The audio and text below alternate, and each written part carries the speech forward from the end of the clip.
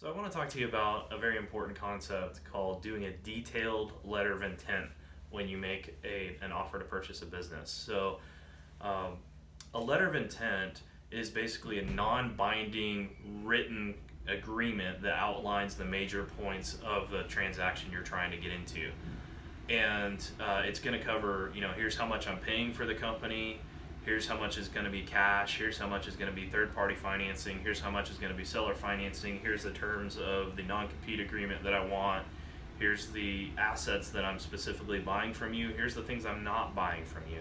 It kind of goes through all these different details, and some people think like that's a little bit overkill.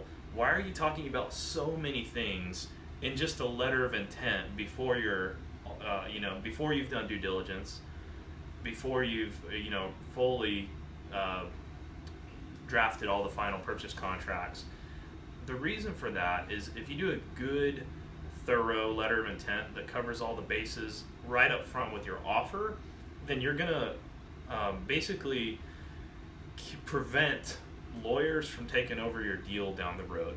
And in our business, attorneys can kind of universally be deal killers. And it's not because they're bad. We recommend using attorneys and both sides using attorneys to look over all the documents.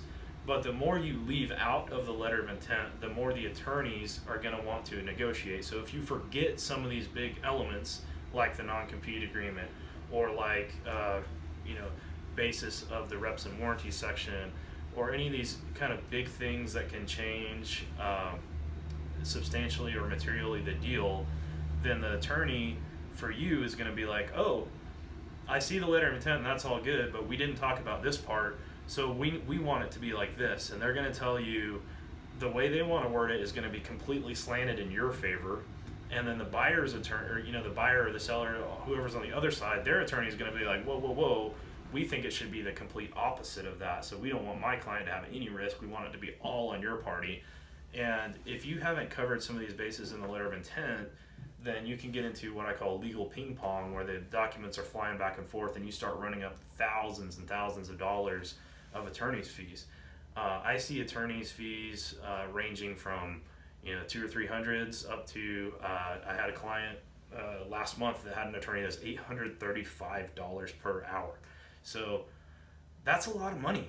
And the more you can make the case to both sides attorneys that, hey guys, we've already got this thing figured out. We've already got all the big points agreed to. What we mainly need you to do is to paper this thing up and make it all legal, but we don't need you to do much negotiation. It just needs to be everything is as we agreed in the letter of intent, and that can really reduce your attorney's fees. That's the difference right there. A good letter of intent, I've seen take the attorney's fees for both parties from maybe $20,000, $30,000, $40,000 versus $2,000, $3,000. And so take the time, do a good letter of intent, because it'll pay off big time when the attorneys come out later in the deal.